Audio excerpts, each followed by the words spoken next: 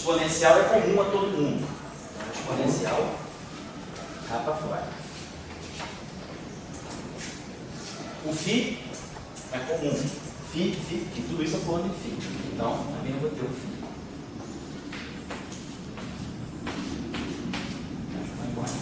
Eu ganho uma lei de transformação diretamente para o campo. Eu passo, vamos dividir tudo por I, Q e G.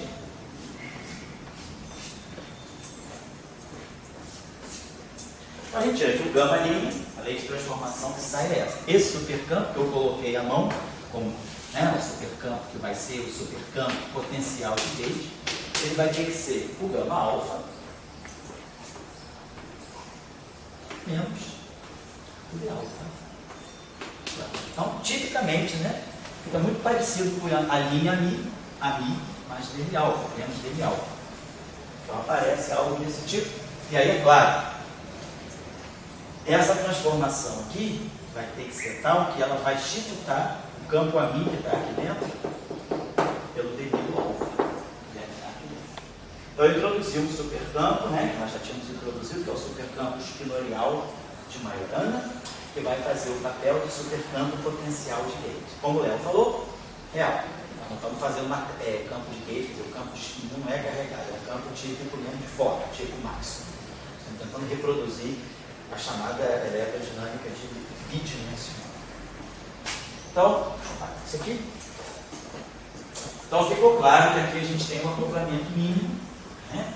Está tudo aqui dentro. Temos as interações, então, aqui de gate, então, ao fazer esse cálculo aqui, claro, é um exercício agora um pouquinho mais monstruoso, no sentido de que você vai ter que pegar isso que está aqui, então aqui vai ter a parte de alfa, depois vai ter a parte gama alfa que vai sair daqui, vai bater com isso aqui. Então nós vamos ter termos que vão ter gama alfa e depois vamos ter termos que vão ter gama alfa e gama beta. Mas tudo isso multiplicando, φ está φ.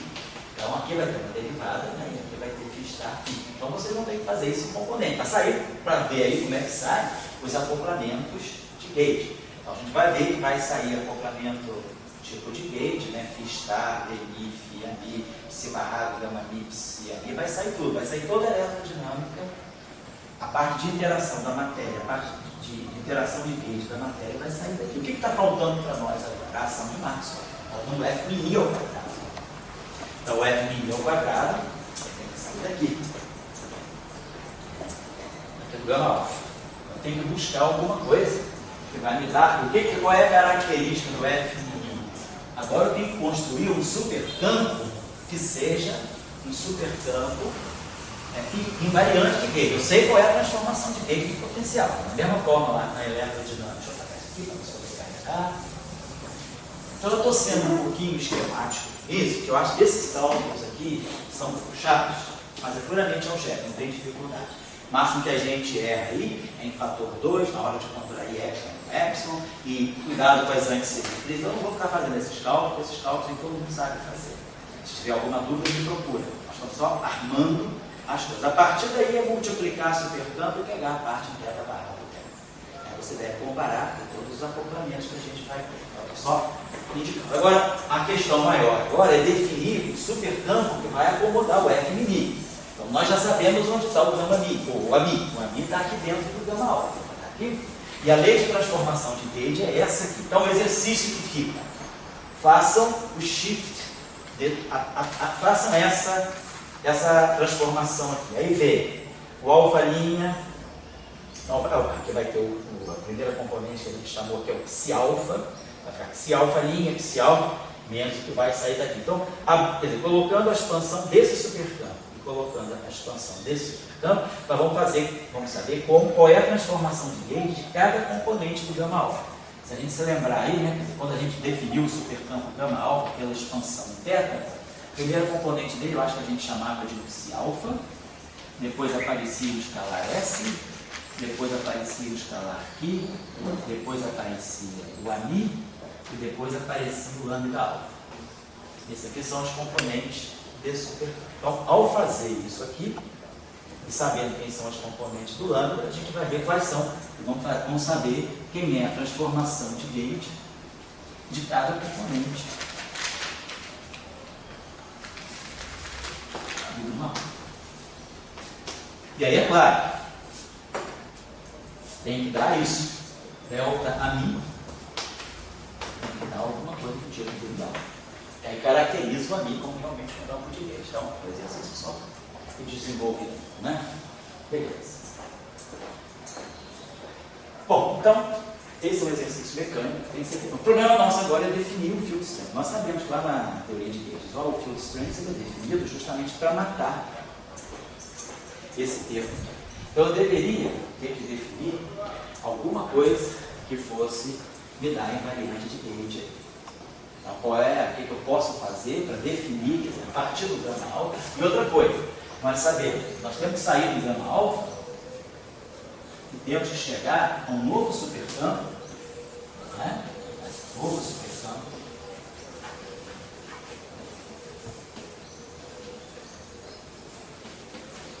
ao qual pertence o F mini. O F mini tem que estar aqui dentro. Da mesma forma que o AMI está aqui. Esse supercampo aqui, o AMI está dentro desse sinal.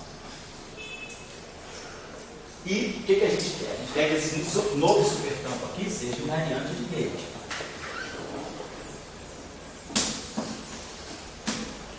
Então ele tem que ser tal que esse termo aqui desapareça. A gente poderia pensar, será que eu poderia fazer algo desse tipo? D alfa, gama beta, menos D beta, gama alfa. Então, tentando muito dessa forma, D mi ali menos D mi ali. Só que a variação de gauge desse cara aqui é D beta do lambda.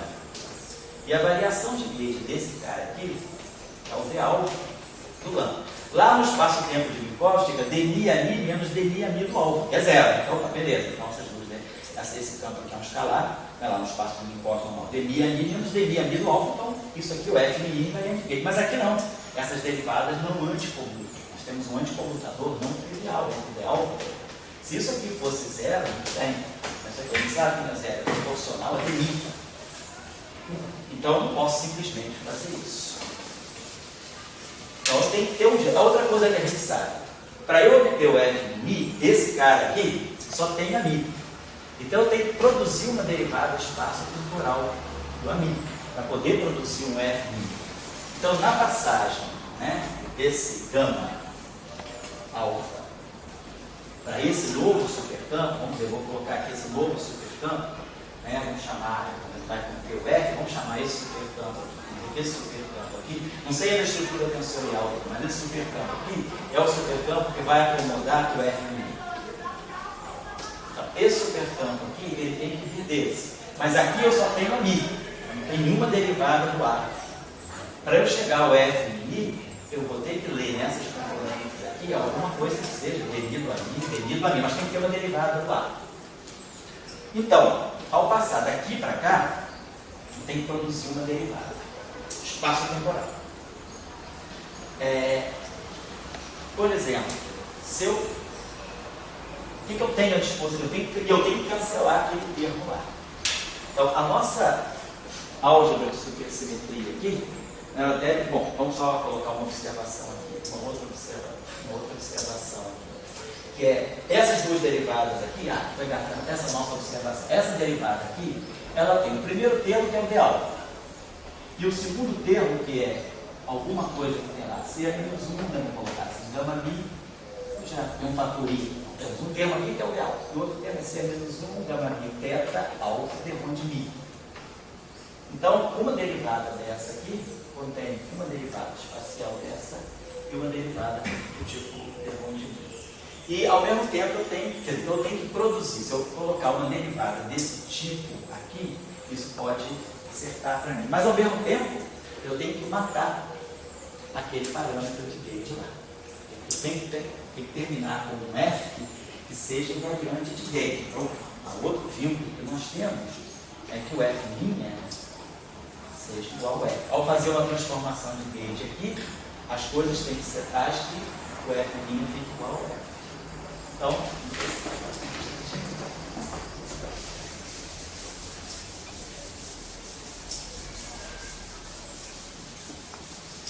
vamos deixar assim, bem?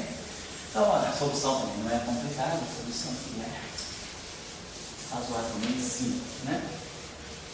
O problema só é que as duas derivadas, nesse caso, lá no caso da teoria de Young-Wilson, quando a gente faz assim, a gente pega o comutador ideal dmi, derivada covariante do dmi com o dmi, né? Isso aqui tem d1 de mi, bababá, d1 de mi, e g a mi, e g a mi. Então, daqui, isso aqui dá para nós aquele famoso termo, não, I, G, F e I. O field strength, né, ele sai do comutador dessas derivadas covariantes para nós. Então, isso aí é o que acontecerá, vai sair dmi ali menos dmi. Então, nós temos que fazer alguma coisa que se assemelhe, né, de tirar isso aqui. Bom, só para chamar a atenção de vocês para esse fato aqui. Se eu pegar essa nossa derivada, tá ali, satisfaz aquela relação. Se vocês pegarem essa relação d barrado d, isso aqui são relações, vou botar aqui de outra forma, relações puramente algébricas. Suponhamos que eu faça o seguinte aqui, pegar essa grandeza aqui, d barrado d, que é uma contração, isso aqui é no sentido estutorial, isso aqui para nós está a dizer epsilon, alfa, beta, d alfa, d beta. Certo? Então, isso aqui é um escalar de Lorentz fechado. É o operador de derivada covariante contraído com ele mesmo. Se eu pegar esse objeto aqui, atuar aqui nesse integrando, vamos colocar isso aqui desse modo. Então, isso aqui para nós, o que seria isso? Seria uma operação com três derivadas. Eu tenho aqui epsilon, alfa, beta, d alfa, d beta, e aqui eu tenho um derivada. Conhecendo a álgebra das derivadas covariantes, eu sei que essa derivada aqui anticomuta, como essa aqui, eu tenho que o anticomutador de d beta com d gama, né? A gente já tinha visto, o anticomutador de duas derivadas covariantes satisfaz a essa relação aqui, que é na menos 2, gama mi c alfa beta, d1 de mi. Algo desse tipo. Essas duas derivadas aí satisfazem isso. Então, se a gente fizer esse cálculo aqui, trabalhar essa grandeza aqui, expandindo desse modo aqui, e usando essa relação, a gente mostra que essa combinação de três derivadas aqui, identicamente, de uma certa maneira, a gente podia esperar, porque isso aqui seria o produto de três componentes de Spinori de Majorana. E a gente sabe que duas componentes, o produto delas dá certo. Só que o anticomputador aqui não é trivial. Devido a essa simetria aqui, então a gente pode mostrar essa relação. Então, deixa como exercício também, uma tarefa em algébrica aqui, mostrar que essa combinação aqui é identicamente zero. Essa combinação entendida nesse sentido aqui. Esse d barrado d, ele está com os índices espinoriais estão contraídos desse modo, e esse d gama é livre. Então, para qualquer gama, isso aqui é igual a zero. Então, com isso, a gente pode fazer a seguinte coisa. A gente vai definir aqui um supercampo, que eu vou chamar de W alfa, vamos chamar de F alfa, que eu estou chamando lá. Então, esse exercício aqui mostra para nós que se eu definir esse supercampo aqui, F alfa, que é d barrado d, atuando no gama alfa, se eu fizer a transformação de gauge em gama alfa, eu vou produzir um d alfa lambda depois do d barrado d. E aí eu uso essa relação algébrica para mostrar que esse cara aqui é invariante de gauge. Então o F alfa ali, definido desse modo, é igual ao F alfa. Então, aí, exercício de novo. Hoje eu estou com preguiça. Então, vamos trabalhar com vocês. Se for exercício, para a gente não perder tempo fazendo conta algébrica. Abre isso aqui. Faz esse cálculo aqui. O que é d barrado d atuando no gama alfa? Epsilon, beta, gama, d beta, d gama, atuando no gama alfa. Ao fazer esse cálculo aqui, vocês vão ver que vai aparecer entre as componentes do F, vai aparecer na primeira componente do F, a componente beta alfa do F vai ser exatamente o F limite. Então, o F limite, essa combinação de derivadas atuando aqui em cima e formando esse supercampo, naturalmente, ele vai acomodar o F limite. Certo? Então, vocês podem fazer esse exercício aí tranquilamente. Aí, F mini, que é o termo de máxima, que tem que sair no F alfa, F alfa. Então, se vocês pegarem alguma coisa do tipo epsilon alfa beta, F alfa, F beta, isso aqui nos dá F mini ao quadrado. Não só F mini ao quadrado, mas quem está acompanhando o AMI o tempo todo é o lambda alfa, é o espinor que vai fazer o papel do retido. Vai sair daqui também alguma coisa do tipo lambda barra I, gama I, delta. Reação, né? Superreação de Majorana, é um ferro de Majorana, que está dentro do lambda alfa, que é o fotino, que é o que ele vai chamar de fotino. O AMI faz o papel do fóton e o lambda alfa faz o papel do fotino. Então, com isso aqui, a gente sabe como construir no superespaço a eletrodinâmica em duas dimensões. Nós sabemos, a matéria está no supercampo φ complexo, o acoplamento mínimo é feito por uma derivada que agora é covariante tanto de SUSY como de Gauge, e o supercampo gama alfa contém o potencial de Gauge. A partir dele, a gente gerou um supercampo F alfa que contém o F mini. E aí, a ação desse F alfa, claro, pegando isso aqui, terra barrada, então a gente consegue construir todos os termos que a gente quer na eletrodinâmica sobre esse, certo? É só isso. E o que tem disso aí? O que eu acho que às vezes desanima com o cara estudando a supersimetria sozinho, pegando livro daqui e dali, é porque o design da supersimetria é a tarefa escritorial. O cara às vezes fica pensando que aquela multidão de índices de espinor é supersimetria. Aquilo é álgebra escritorial, aquilo não é supersimetria. Supersimetria é o que eu coloquei aqui no quadro para vocês.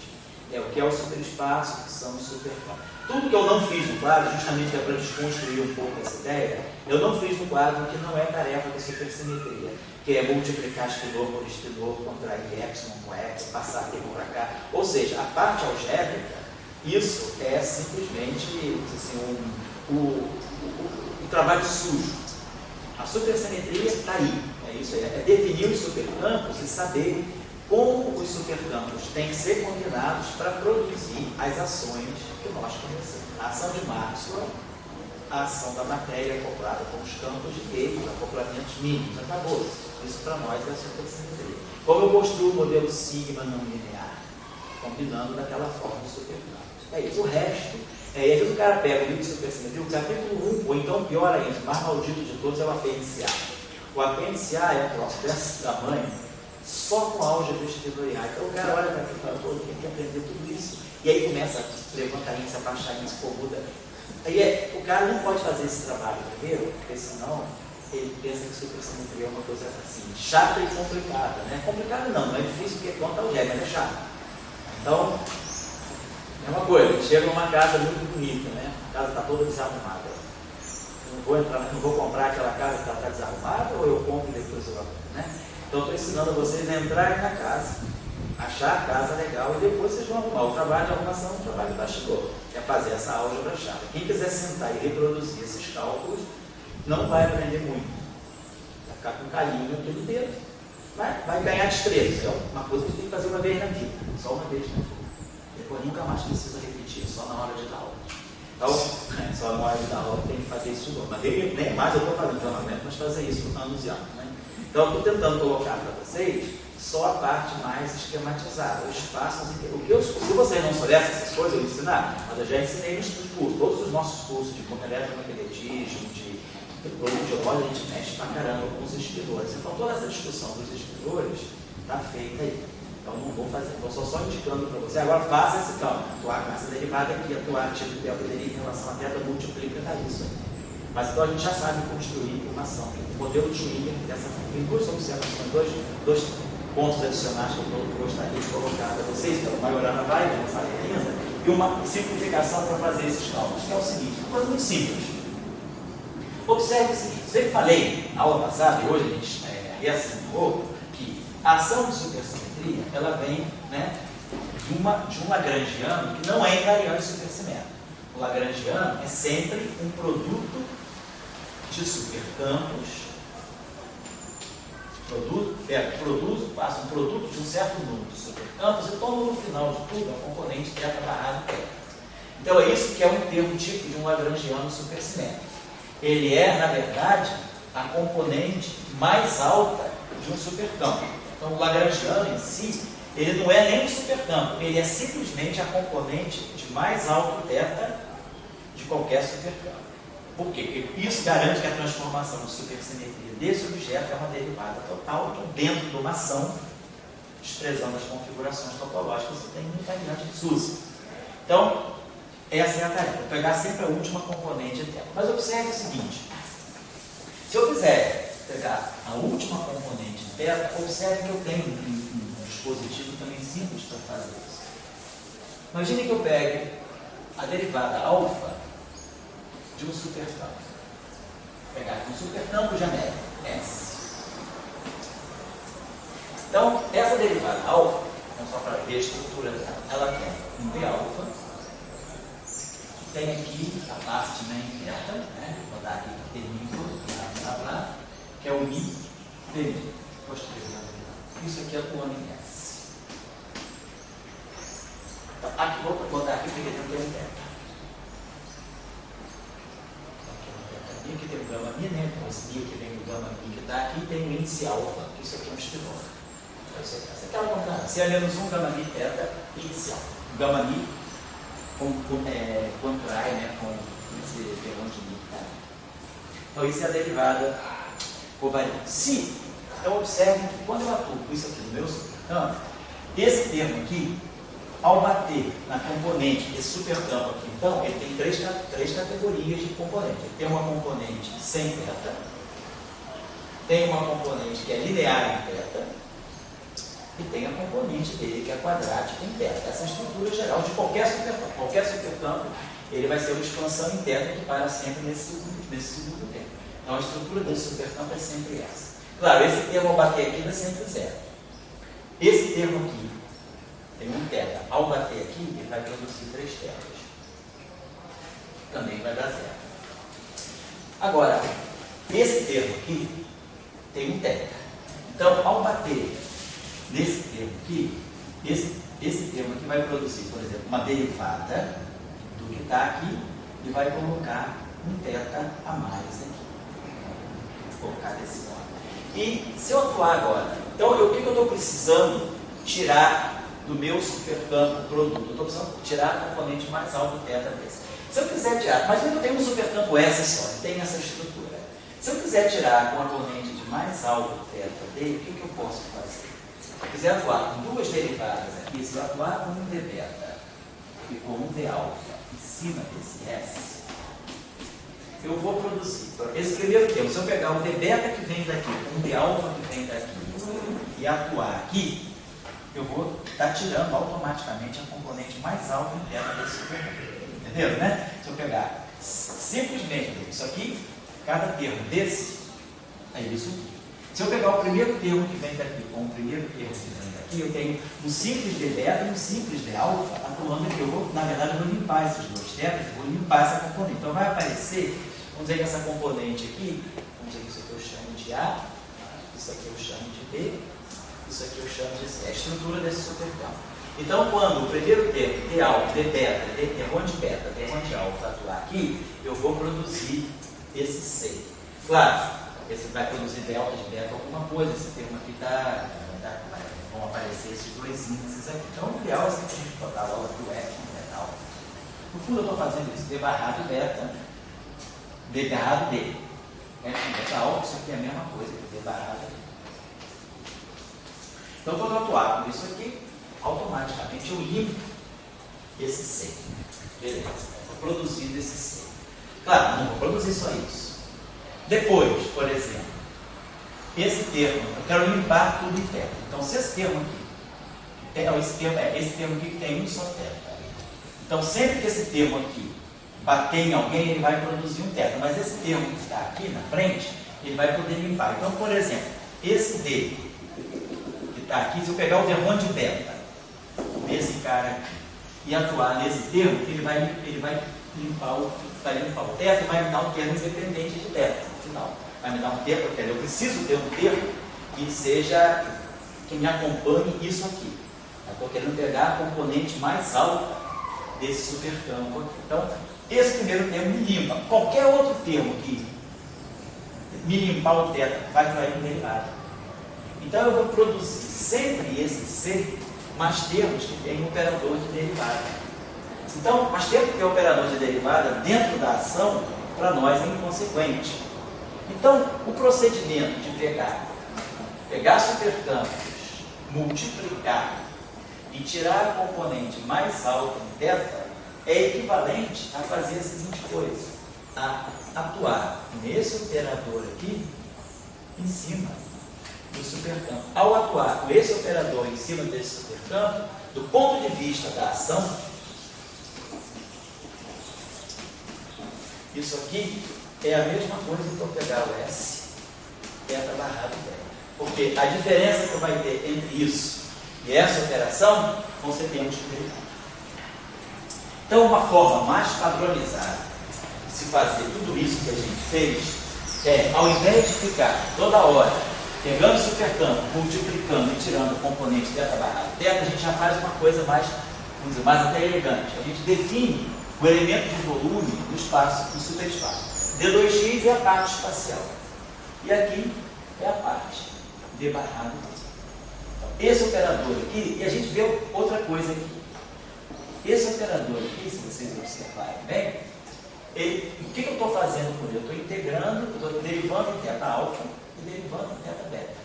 Mas, em algum curso nosso, aí a gente já sabe que quando a gente tem uma variável grassmanniana, derivar em relação a θ alfa é a mesma coisa que integrar em relação a θ alfa. Quando a variável é grassmanniana, a derivada e a integral são a mesma operação. A integral de uma constante é zero, e a derivada de uma constante é zero. E a integral de uma função linear é a unidade. Então, derivar e integrar em relação à coordenada grassmanniana é a mesma operação. Então, isso aqui também está em algum curso. Mas o argumento para isso é simples. Imagina que eu tenha uma coordenada grassmanniana θ. Vamos fazer isso. Estou falando disso agora em mecânica quântica. Vocês estão vendo isso agora no curso de aula? Exatamente agora. Isso, então tá. Então, eu vou pegar, tem uma função, f de θ. Pensar dessa forma. Quais são as propriedades que a gente coloca para a integral? A integral é uma operação que é linear. A integral da soma é a soma das integrais. E a integral, no espaço-tempo completo, né? A integral no menos infinito a mais infinito de dx f de x, ela tem invariância translacional. Se eu fizer x' igual a x mais a, eu vou estar continuando integrais menos infinito a mais infinito dx' f de x' mais a. Então, essa integral aqui, a invariância translacional da integral, então, quando a gente define a integral de uma variável grassmanniana, a gente põe essas duas condições, que ela seja linear, e que ela seja operação linear, e que ela tenha a invariância translacional.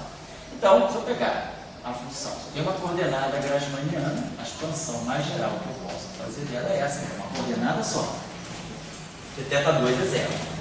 Então, a integral de dθ de A mais dθ vai ser a integral de dθ do A por linearidade mais d integral em dθ do θ. Linearidade de novo, integral linear. Então, parâmetros constantes sabe. Então, a integral da soma é a soma das integrais, a integral do produto de um escalar pela variável, o escalar pode sair. Agora, se eu imponho invariância translacional, então, se θ' é um θ mais um epsilon, então dθ' é igual a dθ. Dθ' é igual a dθ. E aí aqui eu coloco θ é θ' menos epsilon. Então, esse termo aqui, integral de θ', dθ é a mesma coisa que esse termo aqui, integral de dθ, dθ. Tá? Então, a variável muda. Então, o que a gente tem é que a integral em dθ, isso aqui de A, aqui tem integral em dθ de A, integral em dθ de A, e aqui eu tenho integral em dθ do epsilon, de bx, dx é uma constante. Então, isso aqui vai dar zero. A integral em dθ de bx é zero, ou seja, a integral em dθ de uma constante é zero. Então, a integral da constante é zero, e aí eu defino, normalizo essa. Isso aqui é 1. Então, com essa regrinha simples de linearidade, de invariância por translações, a gente mostra que para a coordenada grasmaniana, como vocês estão vendo lá no curso, vale essa regra. Derivar em relação à coordenada grasmaniana é a mesma coisa que integrar. Então, isso aqui, na verdade, é um de alfa, e isso aqui é um de beta. Estou esquecendo aqui do epsilon alfa beta. Então, eu posso substituir isso aqui também por isso aqui. Muitas vezes vocês encontram isso aqui. Isso aqui, então, tem que ser lido dessa forma. Isso aqui é para poder dizer que isso aqui é um escalar de Lorentz, θ barrado θ. Isso aqui, na verdade, é epsilon alfa beta, dθ alfa, dθ beta. Está lá. Isso que eu estou dizendo. Então, isso é o meu elemento de volume no superespaço. Mas essa operação aqui é a mesma coisa que essa operação aqui. D1 de alfa, D1 de beta. Mas aí a gente viu que a diferença entre d alfa de beta e d alfa covariante de beta são termos de derivada total. Então, se eu estou desprezando todos os termos de derivada total, isso aqui é igual a isso aqui. Então, isso aqui no final do dia é igual a d barrado d. Então, tirar o d barrado d de um supercampo é ler a componente mais alta dele. É a mesma coisa que fazer essa integral no superespaço. Então, muitas vezes a gente encontra as ações no superespaço escritas assim: d2x, d barrado θ, θ, por exemplo, a ação de matéria é o na, eu coloco lá, vou colocar assim, epsilon alfa beta, nabla alfa phi, está. O que o senhor identificou dθ como dx? Voltar. A terceira linha, da segunda da terceira. Que? Você identificou isso? Isso aqui é d de θ alfa, é a mesma coisa que derivar em relação a θ alfa. Quer dizer, integrar em θ alfa é a mesma coisa que derivar em relação a θ alfa. Ah, tá, perdão. Esse delta, isso aí é em relação a θ. Isso, não é derrame de não, não é derrame x, não, é derrame de Mas θ. e ali? Aonde? Ali é x. Aqui, isso aqui é derivado em x, isso aqui é derivado em θ. Ah, tá, agora. Tá certo? O índice alfa que está aqui é extratemporal, esse índice é extratemporal. Agora, esse índice é espaço-temporal contraído com a matéria da mídia que morava ali. Tá certo? Então, aqui eu não falei. Estou usando sempre as letras alfa, beta, gama, no início do alfabeto, o setor espinorial. E mi, i, rho, sigma, a parte espacial. Ou então, esse termo aqui, quer dizer, só aparece aqui, eu posso escrever isso aqui. Então, isso aqui significa para nós que, no fundo, o que eu estou fazendo depois de tudo isso? Faço toda essa operação aqui e tiro a componente da barrada.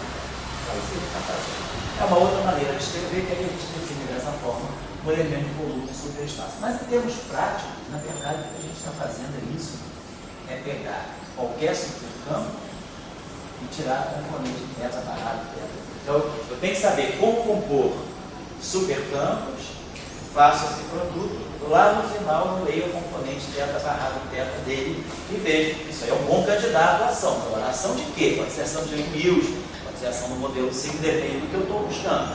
Se estou buscando, por exemplo, o modelo sigma não linear, então eu vou pegar, vou produzir alguma coisa que eu vou ler no θ barrado θ de alguém. Aí eu entendi hoje, a gente viu que o supercampo que a gente vai fazer é pegar uma função que vai fazer o papel da métrica do supercampo e multiplicar por essa grandeza de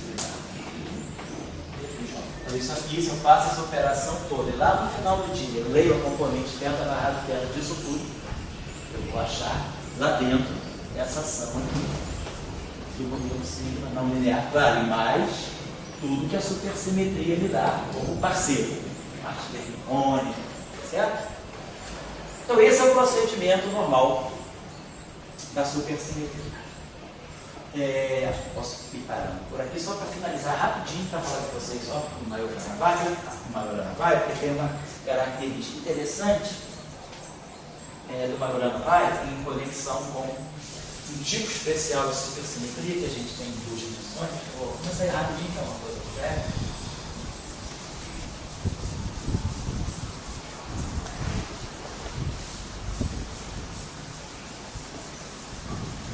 Seguinte, nós temos duas dimensões, ou mais uma, né? Então, o espinor de Vaio, a dessa forma. Então, nós temos a matriz de quiralidade. Que nós vimos em duas dimensões, pode ser definida desse modo. O quadrado dela é a identidade. Gama 0 vezes gama 1, gama 0 vezes o quadrado dela, esse caminho vem para cá, dá o sinal menos, isso aqui é 1, isso aqui é menos 1. Gama 0, gama 1 tem quadrado igual a identidade, tá certo? Então essa matar, outra propriedade importante dela é que o gama 3 Dagger é gama 1 Dagger, tem menos gama 1, gama 0 Dagger é gama 0. Mas esses dois anticomutam, então isso aqui é gama 0 é gama 1, então essa matriz aqui ela é hermitiana. Depois o conjugado do Dirac dela, essa propriedade é muito importante, né? O barrado, gama 0, operador conjugado hermitiano, gama 0. Como isso aqui é conjugado dele, ele é anticomuto, então isso aqui dá menos gama 0. E aí a gente define o que para nós é o espidor quiral em duas dimensões. O espidor quiral, essa matriz aqui tem quadrado igual a identidade, então os autovalores dela só podem ser mais 1 menos 1. Então, a quiralidade é isso aqui já. Gama 3, se um espinor for autovetor de gama 3 com alto valor mais 1, a gente diz que esse aqui é um espinor quiral left. E se gama 3 me der como autovetor esse aqui, que tem alto valor menos 1, isso aqui é um espinor right. Com isso aqui, claramente, né? Esse operador aqui, 1 mais ou menos gama 3 sobre 2 ao quadrado, devido às propriedades do gama 3, o quadrado, 1 mais gama 3 ao quadrado é ele mesmo, 1 menos gama 3 ao quadrado é ele mesmo, esse operador aqui é sempre um operador idempotente. O quadrado dele, seja do mais, seja do menos, é sempre igual a ele mesmo. Então ele define o operador de projeção. Outra coisa, a soma deles dá identidade. Então eu consigo com isso, um conjunto de dois operadores, né, se completam para dar identidade e um é ortogonal ao outro. 1 mais gama 3 atuando em 1 menos gama 3 dá 0. Esses dois operadores, um é ortogonal ao outro. Então com isso eu consigo, né, quebrar o meu espaço nos espidores left e nos right. Outra coisa importante, né, isso aqui é invariante de Lorentz, um espidor é quiral, ao fazer uma transformação de Lorentz, a transformação de Lorentz é comutador de gama 0 com gama 1, de qualquer maneira. Então isso aqui é qualquer espinor. A transformação de Lorentz de um espinor left continua left, a transformação de Lorentz de um espinor right continua right. O conceito de left e right, o conceito invariante de Lorentz. Só isso que eu queria dizer. Agora vamos combinar essa propriedade com o Majorana. Deixa eu apagar isso aqui. O que é um espinor? Deixa eu ver aqui. Mais uma coisinha só que é importante para nós, essa propriedade C, gama 3 transposto, C é menos 1. Gama 3 barrado é menos gama 3. O gama 3 da água é o gama 3. Só lembrar dessa propriedade aqui. Então, isso aqui para nós é gama 3, é gama 0 e gama 1. Isso aqui é gama 1 transposto, gama 0 transposto, C é menos 1. Aí a gente falou C é menos 1. C é gama 1 transposto, C é menos 1, menos gama 1. C gama 0 transposto, menos gama 0. Isso aqui fica gama 1, gama 0, que é menos gama 0, gama 1. Então, a matriz gama 3 tem essa propriedade sobre as transformações de conjugação de carga. Então, suponhamos, né, em 4 dimensões nós temos situação análise. Vamos lembrar que a situação de 4 dimensões. Tem uma função de 4 dimensões, nós temos o gama 5. E o gama 5 para nós é I, né, gama 0, gama 1. Gama 2, gama 3, gama 5 barrado, se eu me lembro bem, menos de gama 5,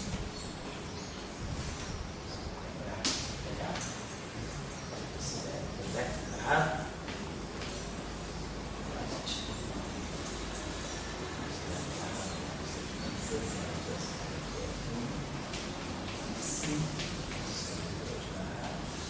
Professor, curiosidade, gama 5, por que é gama 5 e não gama 4?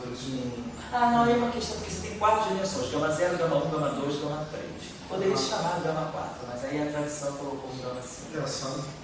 Então, para poder, no fundo é para evitar de você confundir, porque tem livro que adota a notação de que as 4 dimensões, antigamente se eu usava muito gama 0, gama 1, gama 2, gama 3, você usava gama 1, gama 2, gama 3, gama 4, e usava 4 componentes como pura imaginária, X, Y, Z e CT.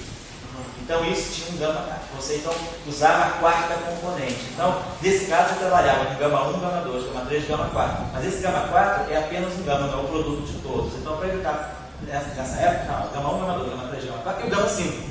Mas quando o pessoal saiu da notação da componente temporal complexa e passou a adotar o zero, né, como sendo a componente com a métrica positiva, né, e o resto negativo, x0, x1, x2, x3, você for gama 0, gama 1, gama 2, gama 3, aí você manteve gama 5. Só isso. Vamos tocar o carro no seu barrado, gama 5. Então, em 4 dimensões, o que é um espinor quiral para nós? Um espinor quiral é um espinor que é vário, ele satisfaz a essa condição. Ele pode ser mais psi se ele for leve, ou pode ser menos psi se ele for. É exatamente aquilo lá. O gama 5 aqui faz o papel do gama 3, em 2 dimensões. Mesma propriedade, gama 5 ao quadrado é igual a identidade, e assim vai. Se eu tiver um espinor de Majorana, 4 dimensões, só para a gente lembrar. O espinor de Majorana em 4 dimensões, ele satisfaz a essa condição de ser psi barrado transposto igual a psi. Isso aqui é um espinor, isso aqui é um conjugado de carga certa. Mas se o espinor é Majorana, ele é autoconjugado de carga. Então, psi é igual a C, psi barrado transposto. Vamos colocar a coisa assim. Suponhamos que esse espinor seja um espinor de vaio, então ele é Majorana. Mas suponhamos que simultaneamente ele também seja um espinor de vaio leve. Por exemplo, left ou right. Pode botar mais ou fazer só um mais por exemplo. Então, se eu pegar, se esse cara satisfizer essa condição, por exemplo, eu posso substituir isso aqui dentro. Psi é a mesma coisa que gama 5 psi. Isso aqui é Majorana. Isso aqui me diz que ele é vaio. Então, eu estou tentando ver se psi é um espinor de Majorana, vaio, left hand. Ou poderia ser Majorana, vaio, right hand. Vamos dizer que eu tenho isso em 4 dimensões. Majorana, vaio, left hand. Então, vamos substituir o psi aqui dentro por gama 5 psi. Então, isso aqui fica gama 5 psi barrado transposto. Claro que isso aqui, se é Majorana, tem que ser igual a psi. Então vamos usar agora as propriedades que a gente pode fazer. Primeiro a gente tem que fazer a propriedade conjugada do direto. Então isso aqui vai ficar psi barrado, gama 5 barrado, que é menos gama 5. Mas tudo isso aqui transposto.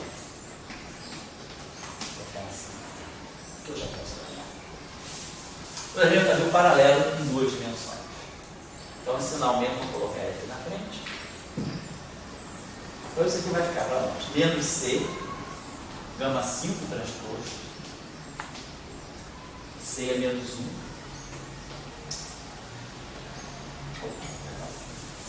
C, gama 5 transposto, psi barrado transposto. Isso aqui tem que ser igual a psi. Agora, vamos colocar aqui o C é menos 1C. A gente faz assim. C psi barrado transposto é psi, que é Majorana. Então isso aqui vai ficar menos C, gama 5 transposto, C é menos 1, C psi barrado transposto é psi. Então isso aqui tem que ser igual a psi. Só que, se eu fizer essa operação de 4 dimensões, eu sei que é gama 0 transposto para essa relação aqui. Se eu aplicar agora para o gama 5, transpo zero, aquele produto todo e usar as propriedades, a gente sabe que em 4 dimensões, né, em código C, gama 5 transposto, C é menos 1 é igual a gama 5. Mais gama 5. Aqui dá menos gama 3. Em 2 dimensões. Mas em 4 dimensões, se vocês fizerem cálculo da mágica, tem 4 matrizes, tem 2 e 3 anticomuns. A questão toda aqui, eu tenho 3 dimensões espaciais e aqui eu tenho apenas 1 dimensão espacial. Então isso aqui é gama 5. Então, se isso aqui é gama 5, gama 5 psi é igual a psi. E aí a gente mostra que psi é igual a menos psi. Então, é zero. Então, em 4 dimensões, um espinor que seja Majorana e vaio simultaneamente, ele acaba sendo identicamente zero. Então, essas duas condições são muito fortes, são muito abundantes, são super abundantes. Se eu colocar as duas condições em 4 dimensões, eu marco o espinor. Então, em 4 dimensões, eu posso definir ou Majorana ou vaio, mas não Majorana vaio, por causa dessa propriedade aqui, basicamente. Se eu fizer o mesmo cálculo, substituindo gama 5 por gama 3, a diferença é que gama aqui vai ficar mais gama 3, vai ficar menos gama 3, porque esse menos vai dar mais, então eu mostro que psi igual a psi. Então, se eu fizer esse mesmo cálculo com duas dimensões, aqui é gama 3, eu vou com tudo gama 3. A diferença crucial está aqui. C, gama 3 transposto, C é menos 1, é menos gama 3. Então, tem outro menos aqui. E aí eu mostro que psi igual a psi. Então, não cancela o espirol, que é a identidade. Então, em duas dimensões de espaço temporário, nós podemos simultaneamente impor a condição de Majorana e de Weyl. Então, eu posso ter um spin-off psi, que é left-handed, por exemplo, que satisfaz essa condição, e ao mesmo tempo, ele é Majorana. Em 4 dimensões, isso é proibido. Em 4 dimensões, o máximo que a gente pode ter é psi é C, C, C é right. Se ele é Majorana, tem aqui, o julgado de carga dele é a parte right dele, mas não é a parte left dele. Então, essa condição aqui é possível em 2 dimensões, mas não é possível em 4 dimensões. A mesma coisa vale para o right. Eu posso ter um spinor que é puramente right e que é Majorana. Então, esse é um spinor de Majorana A. E aí a gente já sabe, a restrição é bastante grande.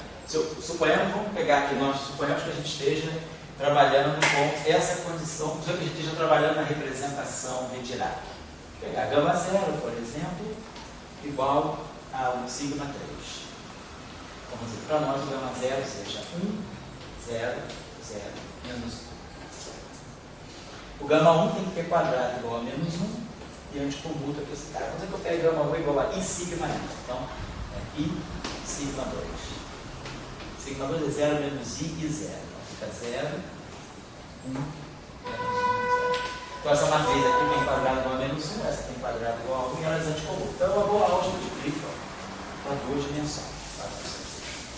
Vou passar agora, tá? Então quem é a nossa matriz gama 3? A matriz gama 3 nossa.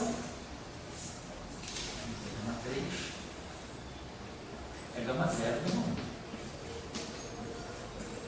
Quadrado igual a identidade, então eu vou pegar gama 3, gama 0, que é o sigma 3. Gama 1, que é o I sigma 2. Né? 3, 2, né? Sigma Z, vezes sigma Y, dá I sigma X. Então essa matriz aqui está dando para nós menos sigma X. Então, nessa representação, a matriz de quiralidade é 0, menos 1, menos 1, 0. Obviamente, o quadrado dela é igual à identidade. Então, essa é a matriz. Estou trabalhando nessa representação. Essa é a matriz de quiralidade. Então, se um spinor, por exemplo, é left-handed, ele vai satisfazer essa condição. Gama 3, psi 1 e psi 2. Os dois componentes, em princípio, são complexos, né? Mas é igual a psi 1 e psi 2. Ao vetor de gama 3 com alto valor mais 1. Esse é um spinor viral leve. A representação eu vou usando ali. Então isso aqui vai ficar 0 menos 1. Então eu vou ter psi 1 vai ser igual a menos psi 2. E o psi 2 vai ser igual a menos psi 1. Então eu já tenho uma relação. Se esse spinor aqui for left, nessa representação ele vai ter essa característica. Esse spinor left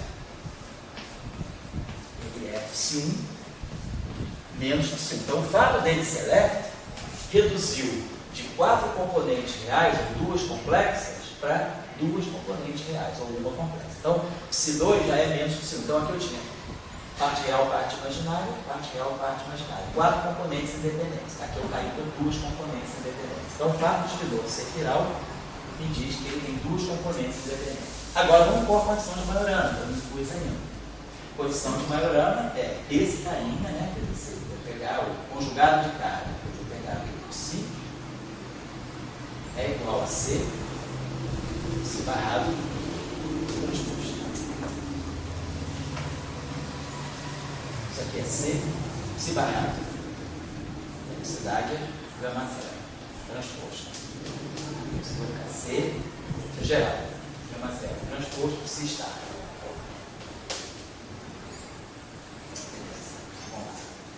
Aqui é C. Vamos ver nessa representação, então. Quem é a matriz de bom? Gama 0 eu já sei. Gama 0 eu peguei o sigma Z. Então, gama 0 transposto nessa representação. Não sei ainda quem é o C. O gama 0 é 1, 0, 0 menos 1. O gama 0 transposto é o próprio gama 0. E aqui vai ficar o psi estar. Estou impondo agora a condição de Majorana, que depois eu vou fazer a interseção com a condição de Weyl. Eu quero que os outros sejam Majorana e Weyl ao mesmo tempo. Por ser Weyl, ele já perdeu uma componente complexa. Vamos ver agora o que vai acontecer com o Majorana. Vamos ver a matriz de conjugação de carga. C, gama 0 transposto, C menos 1 é menos gama 0. O que é geral? C, gama 1 transposto, C menos 1 é menos gama 1. Então, isso é propriedade geral da matriz de conjugação de carga. Nessa representação, nessa específica representação, gama 0 é simétrico. Então, vale essa relação. Eu sei que nessa representação, a matriz de conjugação de carga tem que antes computar com a matriz de gama 0. A matriz sigma 1, gama 1, a gente pegou I, sigma Y. Foi isso? Então, ela era antissimétrica. Então, a matriz de gama 1 é antissimétrica, nessa representação. Então, os dois sinais menos se cancelam. E aí, a matriz tem que computar com gama 1. Então, nessa representação que eu escolhi, as matrizes gama, a matriz C, ela antes commuta com gama 0 e commuta com gama 1. Portanto, ela é proporcional a gama 1. Gama 1 commuta consigo mesmo e antes commuta com gama 0. Então, eu posso tomar a matriz de conjugação de carga nessa representação com o próprio gama 1. Muito bem. Então, vamos colocar isso aqui agora. Então, C, que é a própria matriz de gama 1, gama 0. Se está. Agora, isso aqui é geral, isso aqui é geral. Agora isso aqui é geral, isso aqui agora já é uma representação específica. Eu sei que gama 0 é transposto nessa representação. Em representação que o gama 0 precisa ser simétrico. Então, nessa representação, ele é simétrico. Então, tá legal. Então, agora isso aqui já é específico dessa representação. Vamos ver o que vai acontecer. Gama 1, gama 0, gama 1, gama 0 é menos gama 0, gama 1. Mas gama 0 gama 1 é o nosso gama 3, né? É o próprio gama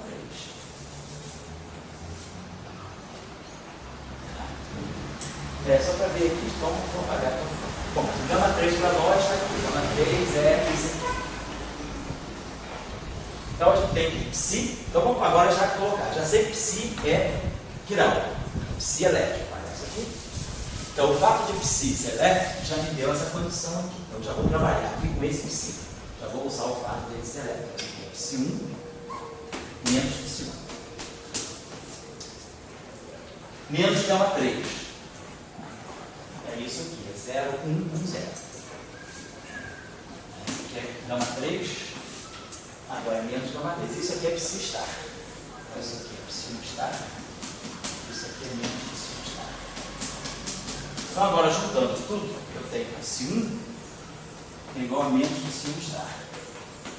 E obviamente, menos psi 1 igual a menos psi 1 estar. Então, menos psi 1 igual a psi 1 estar. Então essa relação sai assim. Psi 1 igual a menos psi 1 estar. Ou seja, psi 1 estar igual a menos psi 1. Então eu tenho uma condição nova, que é não só psi 1, esse componente aqui é uma réplica dessa, mas essa componente é puramente imaginária. Então, esse escritor vai ter essa forma. Ele é um IA, e aqui é menos IA. Ele é o menos esse cara, menos IA. Então, esse escritor aqui, na verdade, depende só de uma componente real. Então, um escritor de Majorana, ele tem duas componentes reais. Se eu não tivesse imposto essa condição, teria relação entre psi 1 e psi 2. Mas o fato de psi 1 e psi 2 já ser menos psi 1, me diz que então, um escritor de Majorana Weyl, ele é equivalente a um único parâmetro real. Então, eu saio do escritor genérico de Dirac, tem 4 componentes reais, passo para o escritor de Majorana, que vai ter 2 componentes reais, passo para o escritor de Majorana Weyl, que vai ter uma componente. Então, diferentemente do que nós fizemos, uma supersimetria de Majorana, que nós fizemos até agora, tudo que nós fizemos ali era Majorana, são 2 componentes reais. O escritor de Majorana, ele, em vez de ter 4 componentes reais independentes, ele tem 2 componentes reais independentes. Mas se ele agora é Majorana Weyl, ele tem uma componente real independente. Então, quando a gente faz supersimetria em 2 dimensões, a gente tem essas 2 opções. A supersimetria simples, né, que a gente chama de supersimetria n igual a 1, é uma supersimetria com coordenada θ, Majorana. Mas a supersimetria que agora tem um Majorana vário, então aqui eu tenho dois parâmetros reais.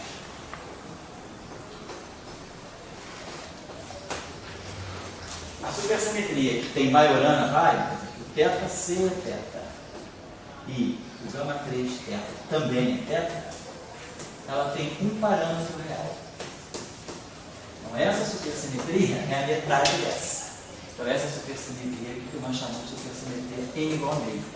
Então se vocês ouvirem falar de meia supersimetria em uma dimensão, em duas dimensões, significa simplesmente que nós estamos trabalhando com um parâmetro θ que é um Majorana vário. E isso reduz claramente mais o número de componentes, porque se eu estou fazendo essa expansão agora no meu supercampo, estava fazendo isso aqui. Um escalar, mais θ barrado psi, mais θ barrado, θ image, θ barrado, θf. Agora, se esse escritor aqui é Majorana vário, então esse cara aqui, lembra que essa operação, por ser Majorana, isso aqui ficava sempre assim: epsilon alfa beta, θ alfa, θ beta. E alfa e beta iam de 1 a 2. Tinha duas componentes independentes, que era Majorana. Agora o Majorana vário só tem uma componente independente. Então isso aqui é zero. Isso aqui é anticomputa. Isso aqui é θ1 com θ1 simetrizado, não tem jeito, só tem uma componente. Então esse termo já não existe mais. Então o meu supercampo simplesmente é isso aqui. Então eu já diminuo bastante, a supersimetria é reduzida nesse sentido. Eu perco o grau de liberdade. Então eu paro aqui, a expansão mais alta é com um θ só. Então essa supersimetria é equivalente ao fazer tudo com qualquer supercampo, ele tem um termo independente de θ e um termo em θ. Então eu só tenho uma derivada por variante em θ e a minha ação é d2x dθ. Portanto, a ação tem um caráter fermiônico. Esse elemento de volume, então o lagrangiano vai ser fermiônico para poder a ação dar real. Então isso é a supersimetria N igual a meio, certo? Essa supersimetria, ela também, se vocês olharem na literatura, ela era muito popular entre 86 e 88, faço um modelo de sigma, PQ. Então você podia colocar tantas coordenadas left e um outro número de coordenadas. Era uma supersimetria dita chiral. Ela não compensa, o número de componentes left e right era diferente. É isso que deu origem às supercordas heteróticas. As supercordas heteróticas, elas são heteróticas nesse sentido, elas são chirais. Elas têm um desbalanceamento entre componentes left e right.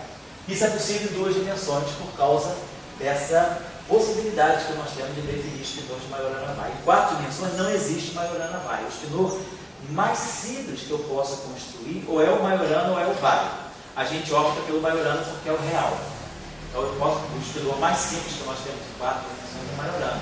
Então eu tento sempre, mas o esquinor de Majorana ele não é chiral, ele tem left e right. Então eu tenho que manter o número sério. Então, em 4 dimensões, eu não consigo definir supersimetria do tipo PQ, mas em 2 dimensões eu posso. Eu posso introduzir, por exemplo, 2 supersimetrias no setor left ou no setor right. Eu posso introduzir uma supersimetria que tenha 2 coordenadas left e uma right, e assim vai. Então, a supersimetria N igual a meio seria a supersimetria mais simples. É aquela supersimetria que o meu superespaço tem coordenadas x' e uma coordenada θ apenas, que é a única componente do esquinor de Majorana vário. Majorana vário. Certo? Então tem bastante literatura sobre isso aqui no grupo também. Nessas primeiras teses até que eu orientei, que foi bastante com supersimetria desse tipo PQ, tem uma tese. O caso Alberto até teve aqui no workshop no dia 7 de outubro, de novembro. O Carlos Alberto, a tese dele deve estar na biblioteca, foi defendida em agosto de 91, a tese dele foi toda em cima dessas supersimetrias do tipo PQ. Então, quem quiser ver elementos, assim, mais como é que se define o campo de Gauss, como é que fica a ação de Young-Mills aí, modelos sigma não lineares, a gente estudou uma série de coisas com supersimetria meio, com supersimetria, tipo assim, 1, 0, 2, 0. Então, mas tem uma literatura. Quem trabalhou muito com isso aí nessa época também foi o Chris Hull.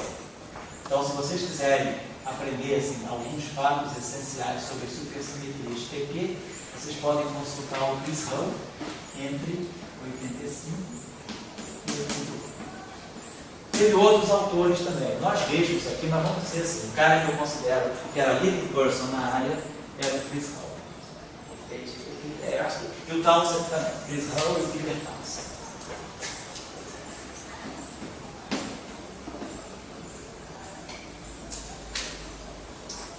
Certo? Bom, então fica dado para vocês. Agora na próxima aula, então, nós vamos poder começar a supersimetria em 4 dimensões, e aí eu vou deixar para fazer o seguinte, em vez de fazer supergravidade em 2 dimensões, eu vou fazer direto super Young Mills em 4 dimensões, que está mais assim, mais na, vamos dizer assim, mais no vácuo, e aí quando a gente acabar super Young Mills, a gente passa para supergravidade, e aí a gente faz supergravidade em 4, em 2, em 3, etc. Mas eu quero chegar logo à supergravidade, então, em 4 dimensões. Então eu prefiro andar um pouco mais rápido com super Young Mills, né? Vamos fazer agora, a próxima aula a gente faz SUSY em 4 dimensões, faz Young Mills, tá? O modelo resumindo, Young Mills e depois vai para a supergravidade, tá bom? Fala aí. Houve alguma motivação para estudar eletrogênica em nós, ou foi só uma coisa acadêmica? Não, teve a motivação que tinha, bom, vamos dizer assim, vamos colocar, na época que se estudou realmente, a motivação era mais acadêmica, no sentido de 2 dimensões, você tem uma eletrodinâmica em que você tem geração de dinâmica de massa. Em 2 dimensões, a eletrodinâmica tem uma característica interessante, não tem 4. Quando você escreve eletrodinâmica em 4 dimensões,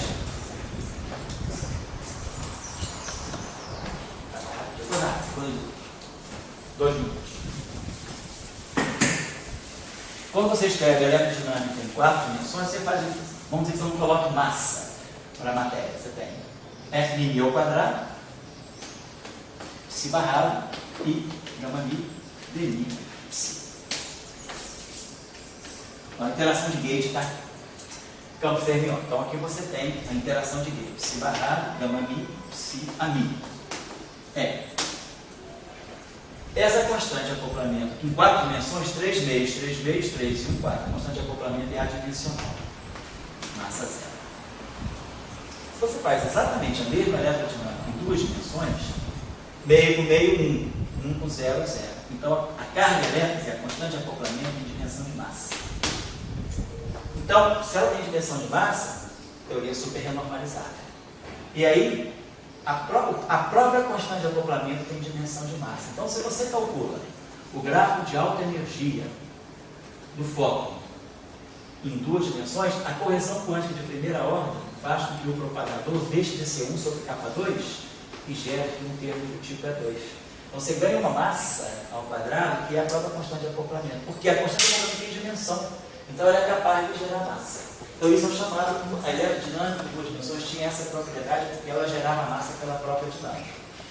Tem um modelo chamado Schwinger, que aí estuda a questão das anomalias, que quem é especialista nisso aqui é o João. O modelo Schwinger em 2 dimensões. Mas a motivação da eletrodinâmica em 2 dimensões, além dessa, era que você tinha, além de ter o mecanismo da geração dinâmica de massa, ela é solúvel em 2 dimensões. É uma teoria que você pode calcular a matriz S a todas as horas. É uma teoria quântica de campos.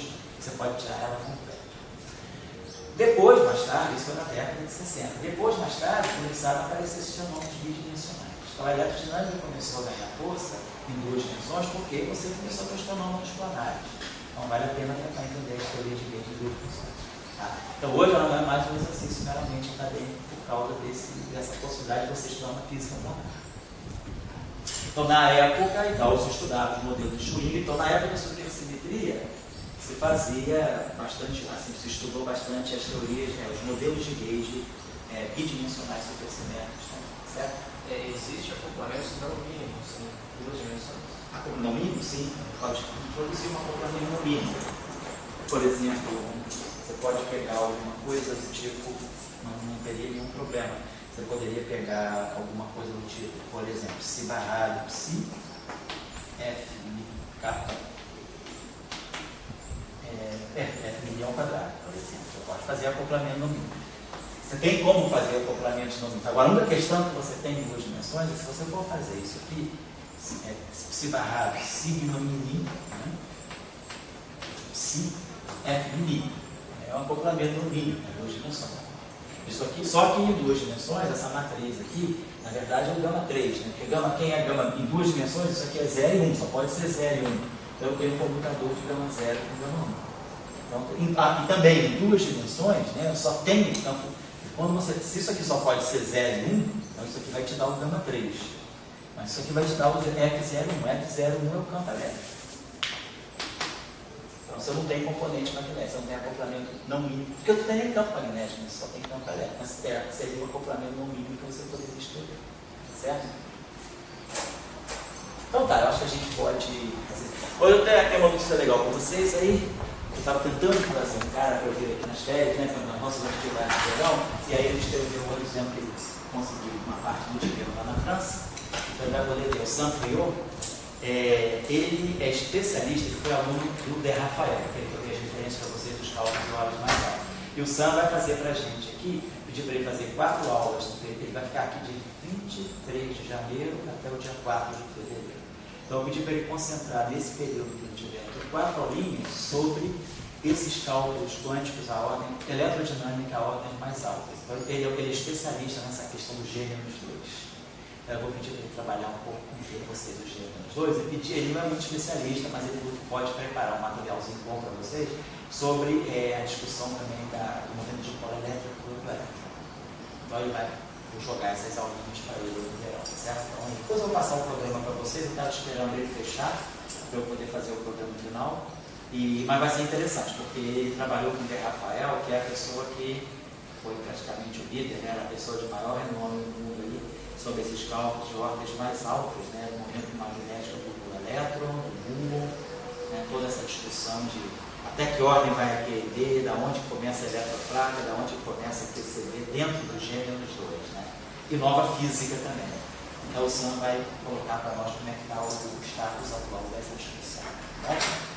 Então beleza, então a gente descansar hoje.